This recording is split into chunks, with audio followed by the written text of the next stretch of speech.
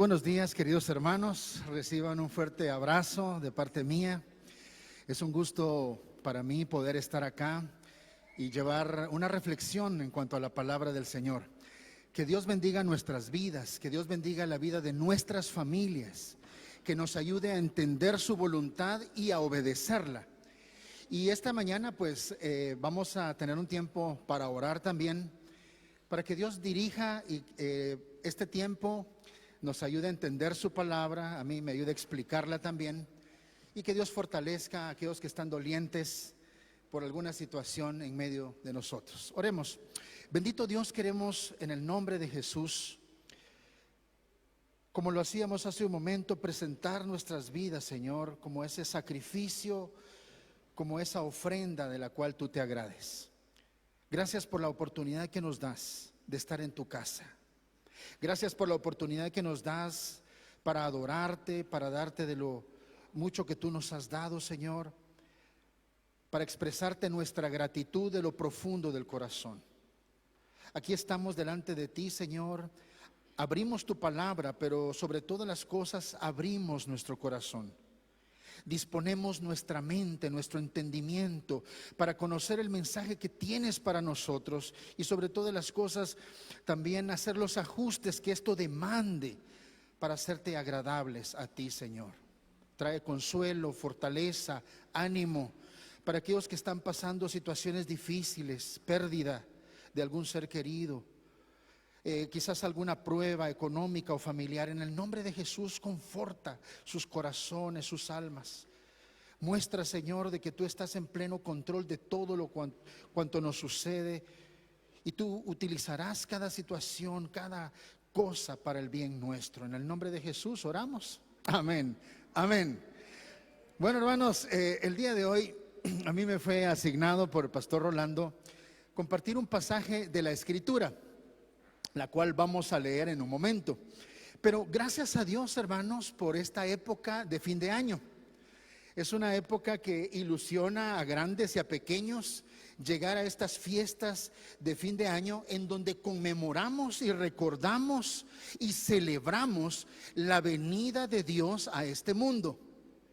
Es decir, lo que nosotros estamos celebrando y lo que nosotros estamos conmemorando, queridos hermanos, es que la persona divina adquirió naturaleza humana. En Filipenses capítulo 2, antes de leer el pasaje que hoy vamos a estudiar, en Filipenses capítulo 2, si usted me acompaña, por favor, encontramos en palabras del apóstol Pablo, en el verso 5, dice: haya pues en vosotros este sentir que hubo también en Cristo Jesús, el cual, siendo en forma de Dios, no estimó el ser igual a Dios como cosa a que aferrarse, sino que se despojó a sí mismo, tomando forma de siervo, hecho semejante a los hombres, y estando en la condición de hombre, se humilló a sí mismo, haciéndose obediente hasta la muerte y muerte de cruz. La encarnación, hermanos, es la pieza principal sin la cual el ministerio de Jesús no se hubiera podido llevar a cabo. La encarnación, el hecho de que la persona divina adquiriera naturaleza humana, es la parte inicial de un proceso, de un proyecto de Dios para traernos salvación. Y este pasaje que acabo de leer como una introducción nos recuerda que Dios se despoja a sí mismo de todo, de su gloria, para hacerse semejante a los hombres. Esto lo expresó de una manera asombrosa un misionero que llegó visitando a una iglesia. Esto es real, lo que les voy a compartir. Estos misioneros esta pareja de misioneros estuvo en África en su labor compartiendo el evangelio con una tribu africana. Usted sabe que allá algunas partes pues hay unos contrastes tremendos, pero lo que uno sabe de la mayor parte de África es que es un lugar árido. Pues el hermano pasó al frente, leyó este pasaje de Filipenses y dijo que él no había entendido este pasaje de la mejor manera hasta que vivió entre los aldeanos de esa tribu africana. Y es que cuando ellos, dice, cuando ellos seleccionaban a su rey, la persona que iba a pasar a ser el rey sobre la tribu, ellos no escogían a la persona más sabia. Ellos no escogían a la persona más guapa. Ellos no escogían a la persona más anciana. Ellos seleccionaban a su rey de acuerdo a un único criterio. Ellos buscaban para rey a la persona más fuerte. ¿A la persona más qué, hermanos? Fuerte. Y él no sabía por qué, hasta que entendió, porque en ese lugar no llovía con frecuencia. Ellos vivían cerca de unas montañas, de una pequeña cadena rocosa. Y cuando ellos se agenciaban de agua, lo que hacían era que los varones, los hombres, viajaban a esta cadena, a esas montañas, y ahí desde tiempos ancestrales sus ancestros habían cavado cisternas, habían cavado huecos así en la roca, y tenían una serie de canales a lo largo de toda esa piedra pelona. Y en la madrugada, cuando el rocío de la madrugada pasaba por ahí y entonces rociaba estas montañas, las pequeñas gotas se condensaban, iban cayendo en los canales, iban irrigando todos estos canales y caían en las cisternas. Los hombres viajaban varios días con cueros de cabra para llevar el agua para sus familias. Y entonces ellos venían y en esas aberturas ellos empezaban a meterse, a bajar, ¿verdad? Y a buscar el fondo de la cisterna, cada quien en su propio agujero, para sacar el agua que su familia necesita. Algunos de esos lugares estaban ligosos por la humedad. Y de repente iba bajando alguno y se resbalaba y caía ¡pa! Abajo. Se fracturó una pierna. Y entonces todos sabían lo que había sucedido, que el lugar era extremadamente estrecho. Pero entonces ellos iban y buscaban a su rey. Su rey era el hombre más que fuerte. Y entonces llegaba el rey de esa aldea, llegaba al lugar donde estaba aquel pobre desventurado, fracturado allá en el fondo, aquel morenito todo torcido, ¿verdad? Y entonces él venía, se quitaba su penacho, se despojaba de sus ropas reales. Y entonces, Carlos, por favor, ven.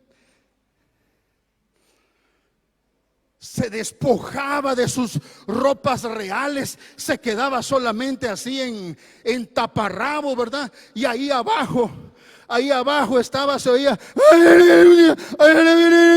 Entonces él venía, bajaba, el rey que era el hombre más que, ajá. Y entonces bajaba por ese lugar estrecho, agarraba al aldeano, ¿verdad? Se lo encaramaba encima y empezaba a subir la pared y lo rescataba. Gracias. Hermanos, cuando hablamos de la encarnación, estamos hablando del esfuerzo que hace el Señor cuando mira nuestra miseria, cuando mira nuestra necesidad, cuando mira nuestra pecaminosidad y que estamos perdidos y sin una eternidad sin Él, o con una eternidad sin Él. Y Él decide identificarse con nuestra necesidad. Decide bajar, hacerse como uno de nosotros, vivir, experimentar nuestro sufrimiento. Y no solamente identificarse, revelar cómo es Él. Revelar cómo es un Dios de amor. Revelar cómo es un Dios de misericordia. Nosotros, escúchelo bien, porque por ahí hay mucha gente que anda diciendo, no se celebra la Navidad. Bueno, respetamos eso. Nosotros no celebramos una fecha. Jesús no nació ni el 24 ni en diciembre. Nosotros no celebramos un intercambio de regalos, aunque los hay. No celebramos solamente un tiempo familiar. Nosotros celebramos un evento. Los ángeles lo anunciaron y lo celebraron. Cantaron alabanzas. Los pastores lo presenciaron y se maravillaron. José y María se alegraron. Los magos presentaron reverencia y adoración. Por eso nosotros lo celebramos. Amén. Y digo esto, hermanos, para que esto sea como una brújula para cuando usted celebre su fiesta en casa. Tengan un tiempo de oración, agradeciendo a Dios y hablando, tal vez, no sé cómo lo haga usted en casa, pero reconociendo por qué celebramos esta fecha. Amén. Bueno, después de esta pequeña introducción, nos vamos a Mateo, capítulo 2, por favor. Es el pasaje que me solicitó Pastor Rolando. Mateo capítulo 2. Vamos a leer del versículo 1 al versículo 12. Yo lo voy a leer, pero si quiere, por favor, pongámonos en pie unos momentos en lo que yo lo leo. Y vamos a dar lectura a esto. Dice: cuando Jesús nació en Belén de Judea, en días del rey Herodes, vinieron del oriente a Jerusalén unos magos diciendo: ¿dónde está el rey de los judíos que ha nacido? Porque su estrella hemos visto en el oriente y venimos a adorarle. Oyendo esto, el rey Herodes se turbó y toda Jerusalén con él. Y convocados todos los principales sacerdotes y los escribas del pueblo, les preguntó: ¿dónde ha de nacer el Cristo? Ellos le dijeron: en Belén de Judea, porque así está escrito por el profeta: y tú, Belén, de la tierra de Judá, no eres la más pequeña entre los príncipes de Judá, porque de ti saldrá un guiador que apacentará a mi pueblo Israel. Entonces Herodes, llamando en secreto a los magos, indagó de ellos diligentemente el tiempo de la aparición de la estrella. Y enviándolos a Belén, dijo: id allá y averiguad con diligencia acerca del niño. Cuando le halléis, hacédmelo saber, para que yo también vaya y le adore. Ellos, habiendo oído al rey, se fueron. He aquí la estrella que habían visto en el oriente iba delante de ellos, hasta que llegando se detuvo sobre donde estaba el niño. Y al ver la estrella se regocijaron con muy grande gozo. Y al entrar en la casa vieron al niño con su madre María, y postrándose lo adoraron. Y abriendo sus tesoros le ofrecieron presentes: oro, incienso y mirra. Pero siendo avisados por revelación en sueños que no volviesen a Herodes, regresaron a su tierra por otro camino. Amén. Pueden tomar sus lugares. Hermanos, deseo compartir esta mañana 3 cosas que estos magos nos muestran en el tiempo actual.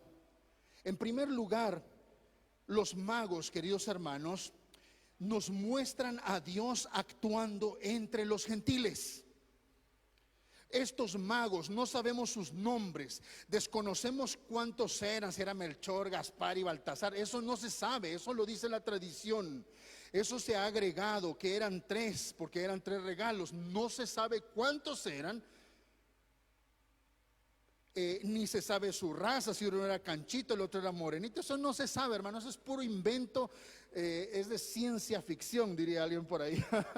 Es pura fantasía eso. Pero lo que sí es cierto, hermanos, es que estos magos representan las primicias, es decir, los primeros frutos de Dios entre los gentiles. Y esto demuestra que en el corazón de Dios, los gentiles, es decir, tú y yo, aquellos que no somos judíos, estamos en su corazón y somos personas por los que Él también murió y por quienes Él también vino a esta tierra. Amén.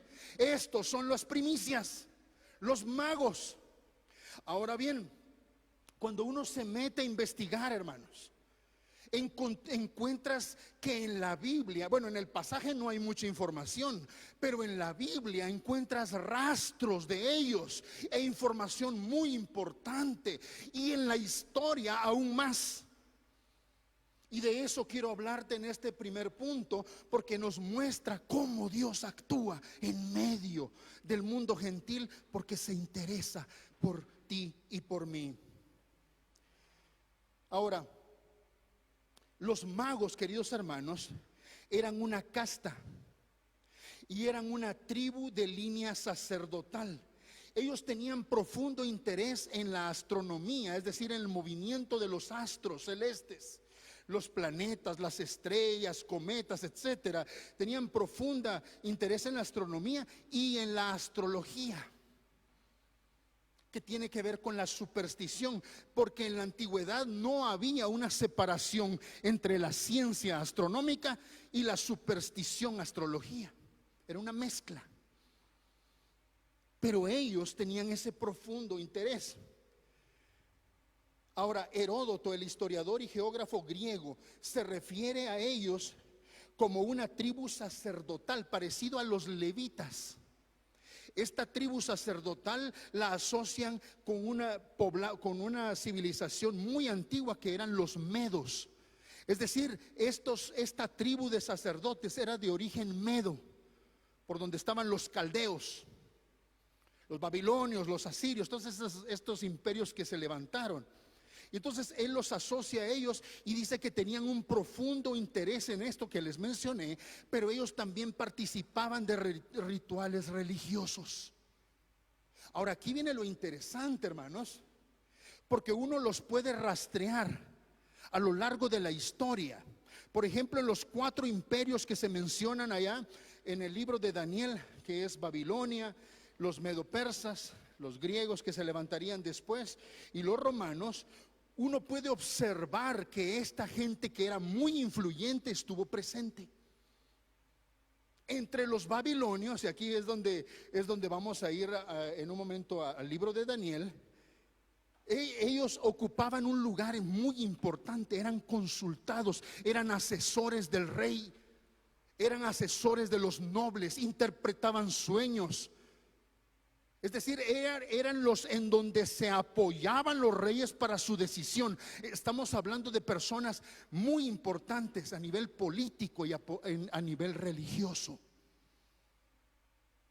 En Babilonia, ahora sí, viene lo interesante. En Babilonia, ellos eran los asesores del rey. Y aquí es donde se da el punto al cual quería llevarles. Es que ellos tenían su religión, ellos eran monoteístas, adoraban al fuego, ¿verdad? Lo miraban como su Dios.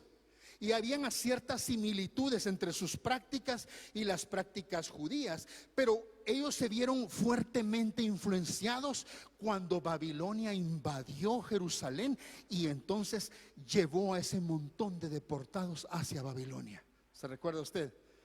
600 años antes de Cristo, 3 grandes deportaciones de judíos. Entre esos estaba Daniel. En la primera deportación se fue Daniel para allá. Y quiero que me acompañe al libro de Daniel, porque aquí usted va a encontrar ese nexo y cómo Dios está trabajando, cómo Dios está moviendo en esto, hermanos. En el libro de Daniel, capítulo 1,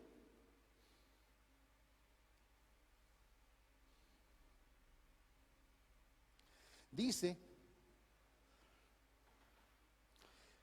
que llevaron, en este caso llevaron a Daniel y a sus 3 amigos, ¿verdad? Ananías, Azarías y Misael, ¿verdad? fueron de parte de los que seleccionaron para estar en el palacio de Nabucodonosor. En el capítulo 1, verso 4 dice que buscaron muchachos en quienes no hubiese tacha alguna, de buen parecer, enseñados en toda sabiduría, en ciencia, de buen entendimiento e idóneos para estar en palacio del rey, y que les enseñasen las letras y la lengua de ¿qué? Los caldeos. A esto se refiere, hermanos. Ellos iban a ser instruidos en este tipo de conocimientos. En el versículo 1:20 dice: en todo asunto de sabiduría e inteligencia que el rey les consultó, los halló 10 veces mejores que todos los magos y astrólogos que había en todo su reino. Ahí se menciona de estos sabios y de esta gente de influencia. Pero el asunto se da en el capítulo 2, porque en el capítulo 2 Nabucodonosor se levanta una mañana perturbado, no puede dormir, tuvo un sueño pero no se recuerda del sueño. Manda a llamar a todas estas personas de influencia, que estas personas sabias, estos magos, estos encantadores, y les pregunta: tuve un sueño pero no me recuerdo. Y les dice: muéstrenme ustedes lo que significa.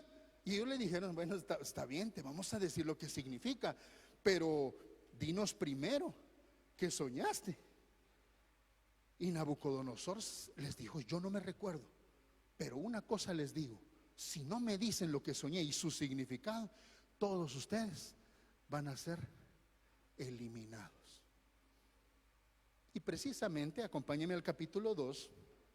En el capítulo 2, por esto el rey con ira y con gran enojo, versículo 12, mandó que matasen a todos los sabios de Babilonia. Y más adelante, cuando fueron a traer a Daniel, que no sabía nada, se lo iban a llevar para su ejecución, él preguntó: pero ¿por qué? ¿Qué está pasando?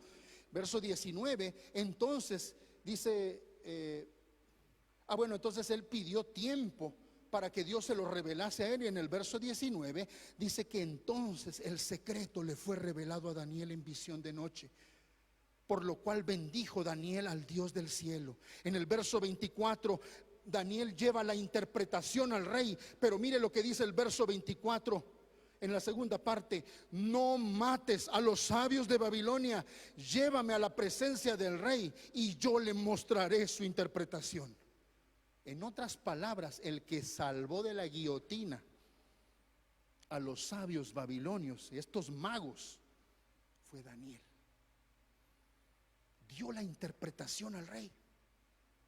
El rey se fue de espaldas cuando se recordó lo que soñó, porque él ya ni se recordaba de esto. Y entonces dice, Daniel le dice en el verso 27: el misterio que el rey demanda, ni sabios, ni astrólogos, ni magos, ni adivinos lo pueden revelar al rey. Solo hay un Dios, el Dios de los cielos. ¿Y sabe lo que sucedió?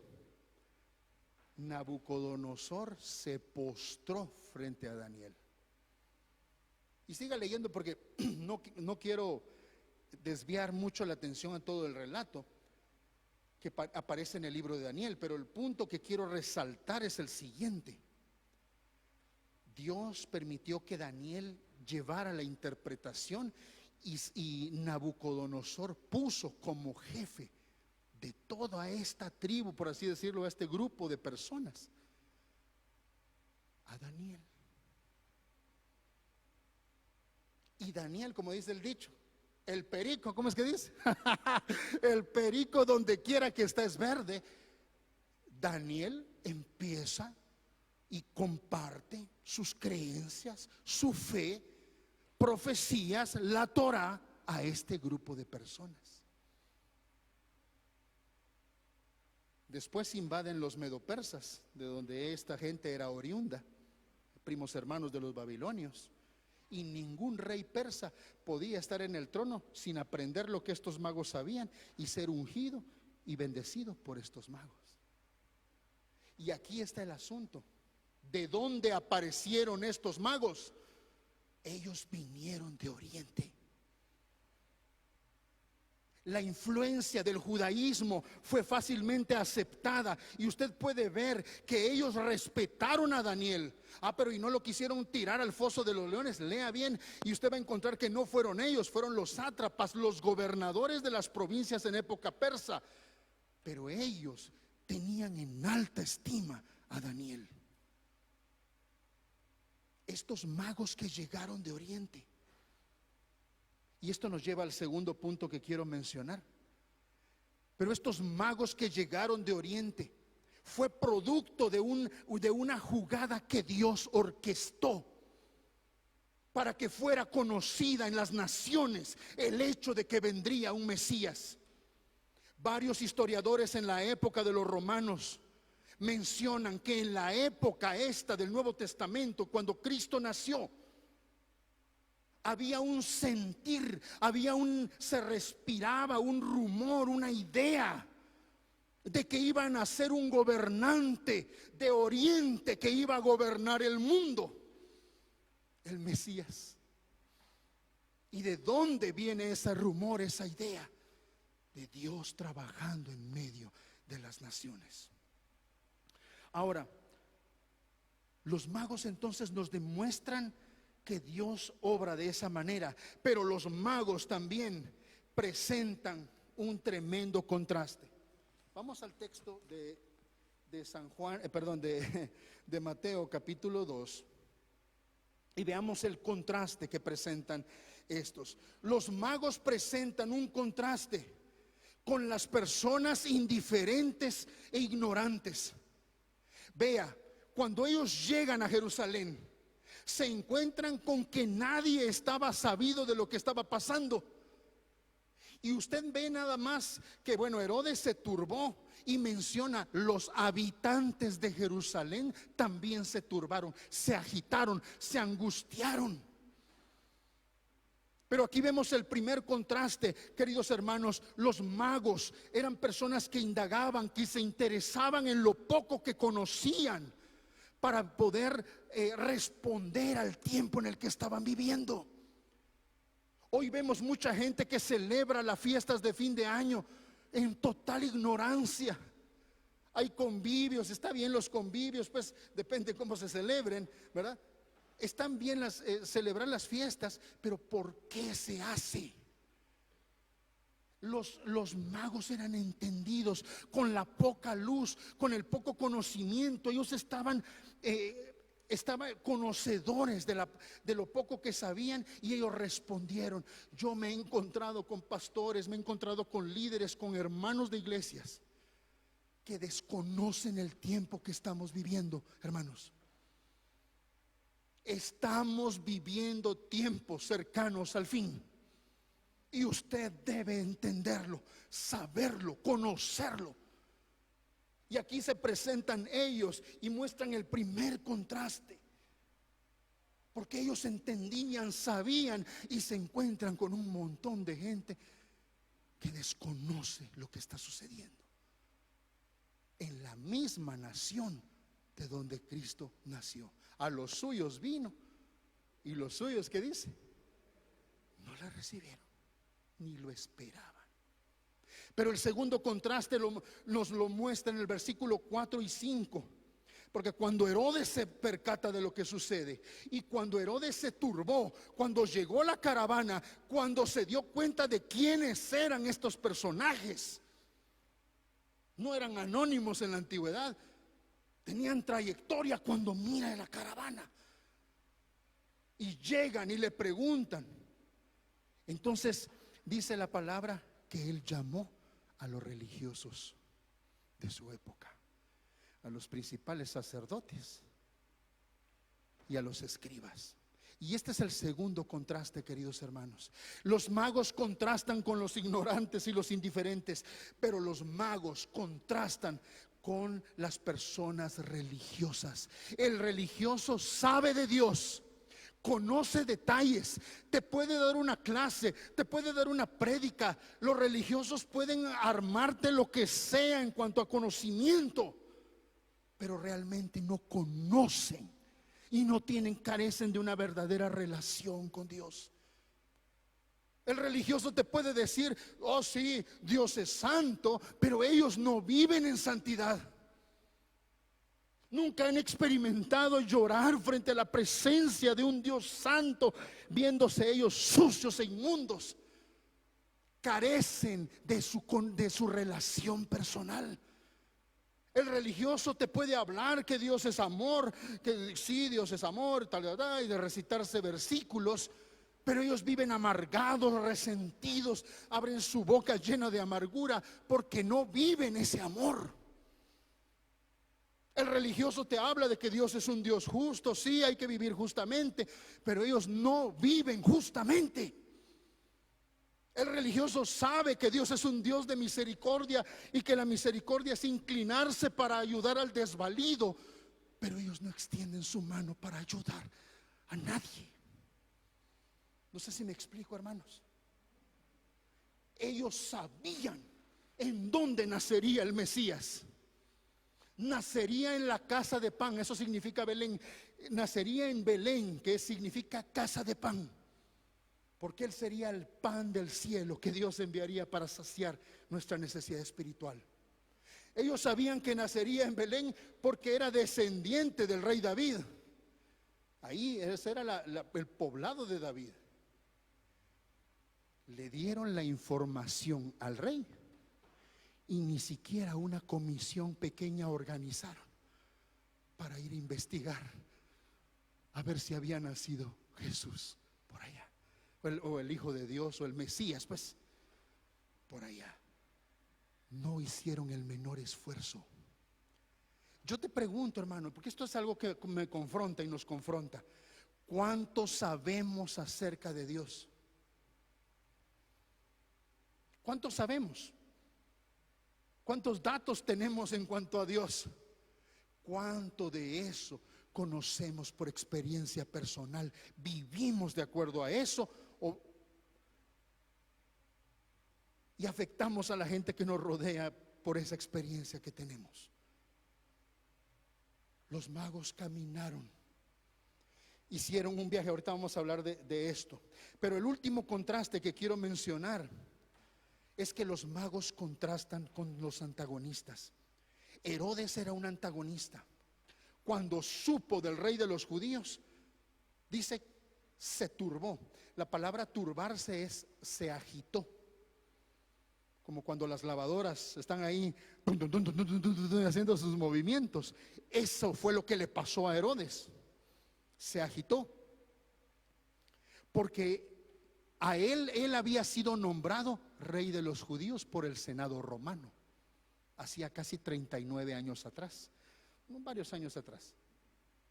Entonces, cuando estos hombres, estos magos llegan con esa ingenuidad y con esa emoción, ¿dónde está el rey de los judíos? Él se sintió amenazado.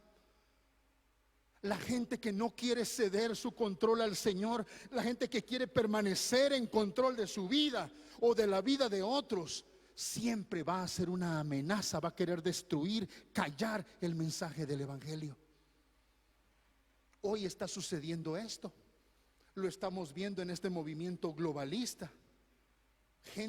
Las personas más ricas del mundo, las personas dueñas de grandes empresas, las empresas tecnológicas acaparan el 81% de la riqueza de todas las empresas a nivel global juntas.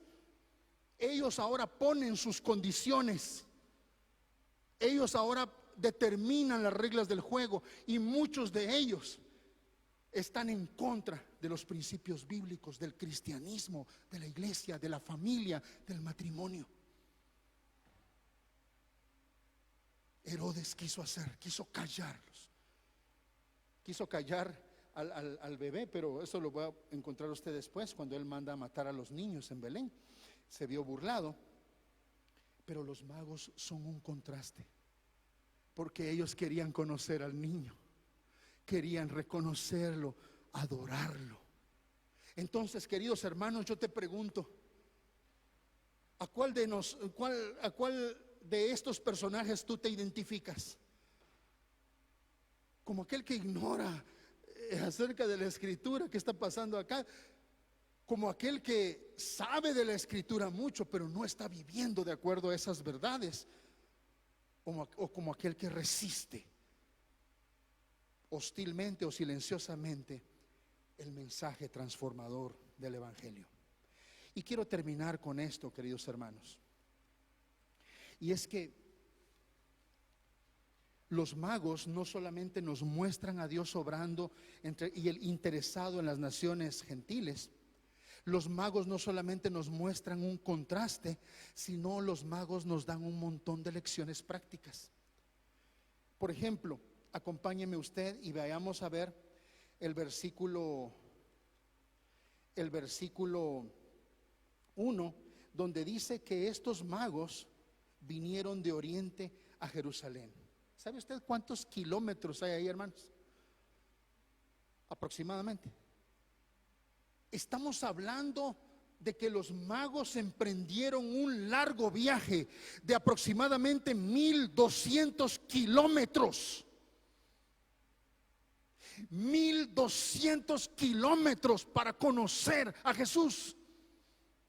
Sacrificaron su comodidad, sacrificaron su seguridad, pusieron sus recursos porque querían conocer a Jesús. Y hoy no hay diferencia entre ellos y aquellos que en verdad quieren seguir a Jesús, porque para conocer a Jesús y para seguir a Jesús hay un alto precio que se debe de pagar.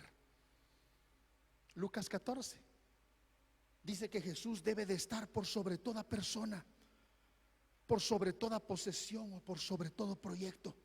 Lucas 9 nos recuerda ahí, Jesús dice: si alguno quiere venir en pos de mí, niéguese, deme el gobierno de su vida, tome su cruz, esté dispuesto a sufrir por mi causa y sígame, obedézcame. Entonces, una lección práctica es que estos hombres realizaron un largo viaje por conocer a Jesús. Yo te pregunto, ¿estamos pagando el precio por ser seguidores de Cristo? Uy. Esto es un mensaje bastante desconocido en la iglesia el día de hoy. Desafortunadamente se ha vendido un evangelio de prosperidad, de bonanza, de comodidad. No se ha vendido y no se ha presentado el evangelio como nos han presentado ahora, de la iglesia sufriente, lo que les toca vivir a muchos cristianos. Los magos pagaron un precio, lo estamos pagando nosotros. Pero hay otra lección práctica, queridos hermanos. Los magos fueron guiados por una estrella. Algunos piensan que se refiere a un cometa.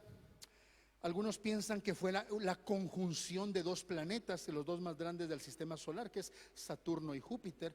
Hace como 2 o 3 años se mencionó que se miraba la estrella de Belén en pandemia, no sé si usted recuerda. Era la conjunción. Conjunción significa que las órbitas están muy pegadas y uno solamente a simple vista logra ver una luz muy brillante. Pero lo que está pasando es que están dos planetas, en este caso Saturno y Júpiter, muy pegaditos, y hace que se mire la luz más brillante. Eso es una conjunción planetaria. Entonces hace unos años, 2 o 3 años, se habló de la estrella de Belén. Algunos lo creen que esa era la estrella. Otros piensan que era la gloria de Dios, que en la escritura muchas veces se manifiesta en forma de luz. Lo cierto, no importa qué era la estrella. Lo importante es que ellos fueron guiados a llegar a Jesús. Yo te pregunto, ¿qué nos guió a nosotros a llegar al Señor? Quizás fue una persona, quizás fue una circunstancia difícil, un momento traumático duro en nuestra vida. Yo no sé qué nos guió. Lo cierto es que aquí estamos. Pero la otra pregunta es, ¿será que estamos nosotros guiando a otros para llegar a los pies de Cristo como esa estrella? Hace unos años nosotros celebrábamos la actividad de evangelismo, Día Mundial de Evangelismo. Y entre todas las celebraciones siempre se compartían testimonios. Y se compartió el testimonio de una hija de un pastor. Ella era es hija de pastor, pues. Pero iban a celebrar el Día Mundial de Evangelismo y la hija del pastor decidieron, bueno, en la iglesia decidieron hacer parejas e ir a repartir tratados y hablar de Jesús. Y entonces la hija del pastor iba con otra hermana, ¿verdad? Y entonces ella estaba súper nerviosa porque nunca había hablado del Señor. Le temblaban las piernas, ¿verdad? Estaba preocupada porque ¿cómo voy a hablar yo de Jesús? Y entonces cuando preguntaron el lugar a dónde nos vamos, ella miró un área boscosa donde casi no llega gente. Vámonos ahí. Y se fueron a esa parte, ¿verdad? En la entrada de un área verde, pero como bosque. Y ahí estaban las dos esperando que no llegara nadie. Y entonces de repente miran a la distancia a una mujer que camina así. Iba viendo el piso, llevaba su cartera, iba caminando directamente hacia donde ellas estaban. Y la hermana le dice a la hija del pastor: háblele usted. Ella toda nerviosa y vio que venía la señora, ¿verdad? Y cuando llegó a cierta distancia, la señora levantó la vista, una mirada así desafiante, hostil, y ella le quería decir algo, pero no le salieron las palabras, pues estaba muy nerviosa. Y vino y la abrazó. Eso fue lo único que pudo hacer. La abrazó con fuerza. Y ahí, cuando la estaba abrazando, empezó a sentir que la mujer se estremecía y empezaba a llorar y a llorar y a llorar.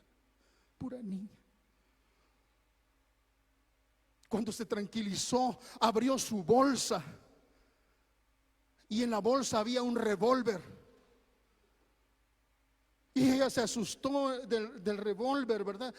Porque ella le estaba hablando que Jesús la amaba y todo eso. Ella abrió la bolsa y le enseñó el revólver y le contó lo que había pensado. Ese día ella salió de su apartamento, iba a ese bosque porque se iba a quitar la vida.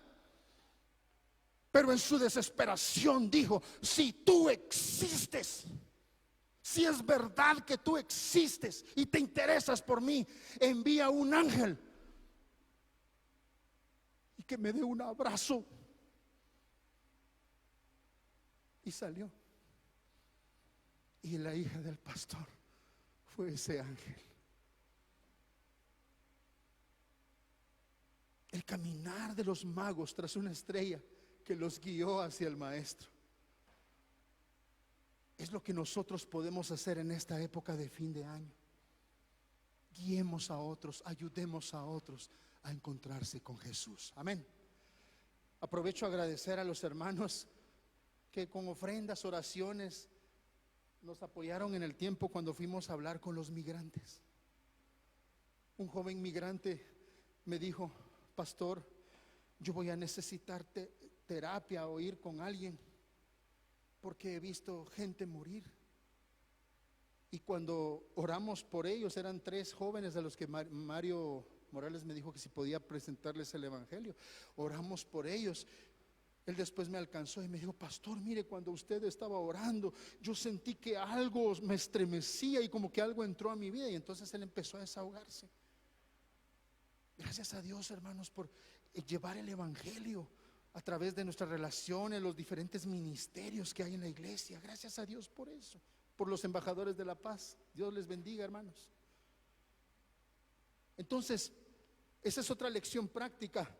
Pero la otra es que dice la palabra que cuando ellos llegaron, en el versículo 11, cuando llegaron a donde se detuvo esa estrella, dice que entraron en casa. Hermanos, no nos equivoquemos. Cristo es el Rey del universo. Amén, ¿sí o no? Salvador del mundo. Pero Él quiere tener intimidad con nosotros. Quiere que estemos en casa. En Apocalipsis dice: he aquí yo estoy a la puerta y llamo. Y se lo dice a una iglesia rebelde que se crea la gran cosa, ¿verdad?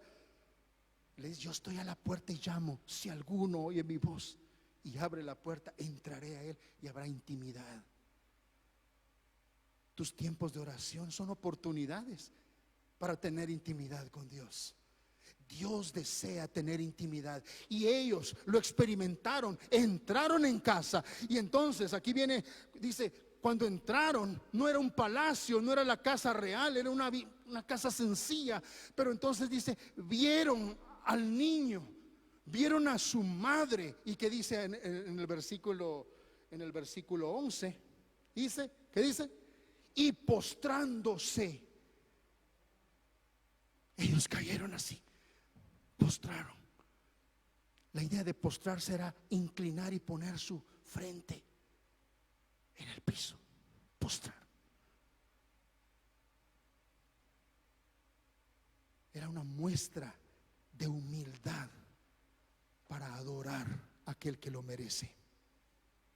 Y esta es la cuarta lección que yo aprendo de los magos. Estas personas de mucha influencia, de gran trayectoria, de siglos de andamiaje, de conocimientos y todo, no dudaron en humillarse frente al Señor.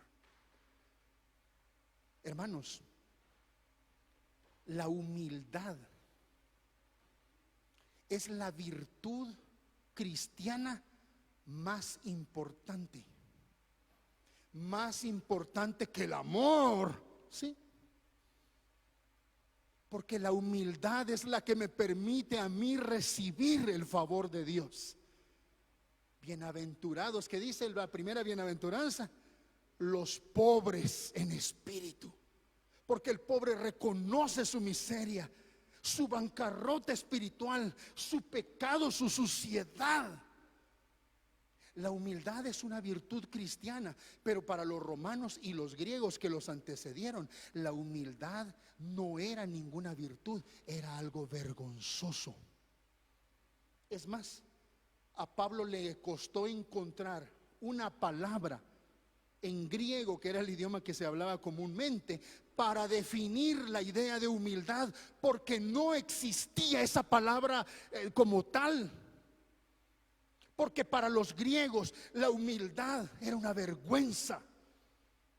La humildad o la humillación era algo que estaba reservado para aquellos que habían caído, como que habían perdido la batalla, que eran conquistados por otros. Y los romanos compartían esas mismas ideas y creencias. Pero el cristiano sabe que sin humildad no podemos reconocer a Cristo en nuestra vida, ni puede Él hacer nada en nuestra vida si no hay humildad. Queridos hermanos, Jesús dijo, aprended de mí, y dijo solo dos cosas: que soy ¿qué? Manso y humilde. Otro día podemos hablar de la mansedumbre. Manso y humilde de corazón. La humildad es esa virtud o esa característica que se despoja de la arrogancia, de ver a otro de menos. Hermanos, hoy a veces ni se pueden hacer, ni hasta cuesta dar sugerencias, porque la gente se siente ofendida por las sugerencias. Hermanos, Dios nos ha mandado a ser humildes, vivir en familia, humildes de corazón. Estos hombres cayeron con sus mantos, con sus trajes elegantes, postrados. Yo me imagino que María se quedó asombrada. Estaban adorando al bebé, no a ella, no a María. Estaban adorando al bebé o al niño, al pequeño niño. Y la otra lección que esto nos muestra es que estos hombres le adoraron, le reconocieron y presentaron sus vidas, hermanos, en humildad, reconociendo la grandeza. Y como parte de su adoración, dice, abrieron sus tesoros. Llevaban oro. Algunos creen que parte de la riqueza que dejó Daniel allá en Babilonia quedó con este grupo de personas ya después de que él murió, y parte de esa riqueza fue la que estos hombres le llevaron al niño. Eso no lo sabemos, pero le presentaron oro, el regalo de un rey; incienso, el regalo de un sacerdote, porque Jesús iba a ser nuestro sacerdote; y mirra, porque ese niño que había nacido nació para ser sacrificado. Y aquí es la otra lección con la que y con esto quiero cerrar, queridos hermanos. Nosotros venimos a la iglesia a pedirle a Dios, buscamos a Dios porque le necesitamos. Nuestras oraciones son más que todo de una línea: Señor, ayúdame, cúmpleme, atiéndeme, me pasó esto, me puedes rescatar, sáname, cuídame, etcétera. Pero estos hombres no llegaron a pedir nada, llegaron a ofrecer lo que tenían. ¿Qué tienes para darle al Señor? ¿Qué tenemos hoy para darle? Pablo lo dice en manera práctica en Romanos 12: presentémonos como sacrificio vivo, santo, agradable a Dios. Presentemos nuestras vidas, nuestras energías, nuestro conocimiento, nuestra familia, nuestros recursos. Presentémoslos delante de Él. Ofrezcamos lo que tenemos, lo que somos a Él. Amén. Así es que, queridos hermanos, que Dios nos ayude en este tiempo a tener una celebración a lo grande. Celebremos en casa. Me refiero a lo grande de acuerdo a nuestras posibilidades. Pues no caigamos en eso. Bueno, a mí me gusta ir a los centros comerciales a visitar y todo eso, pero a veces puede sentirse uno así como que mira uno montones de cajas de todos tamaños y uno dice yo no tengo para esas cajonas, ¿verdad? Pero no caigamos en eso, pero sí celebremos con la familia, disfrutemos este tiempo y recordemos el propósito de esta celebración. Amén. Puestos en pie, vamos a terminar orando. Padre nuestro, queremos darte gracias por haber visto nuestra debilidad, Señor, y haber venido, Señor, a identificarte con nuestra pobreza, con nuestra miseria. Haber venido a esta tierra, Señor, y revelar a ese Dios de amor, a ese Dios de misericordia. Señor, hoy hemos visto que tú estás interesado en todas las personas. Hoy hemos visto, Señor, que nuestras vidas deben de contrastar con la indiferencia, con la falta de entendimiento de la gente que celebra por celebrar. Nuestra vida debe de contrastar en cuanto a la gente religiosa que sabe mucho pero vive poco. Ayúdanos, Señor, a pagar ese precio. Ayúdanos, Señor, a adorarte. Ayúdanos a que nuestra vida sea un regalo, un obsequio que te agrade, en el que tú te complazcas. Gracias, Señor, por este tiempo. Gracias, Señor, por mis hermanos. Bendice a cada uno de ellos, a sus familias. Que estas celebraciones de fin de año sea un tiempo para disfrutar en familia, conmemorar el evento importante, Señor, de tu venida a la tierra, y compartir con aquellos que lo necesitan. En el nombre de Jesús oramos. Amén.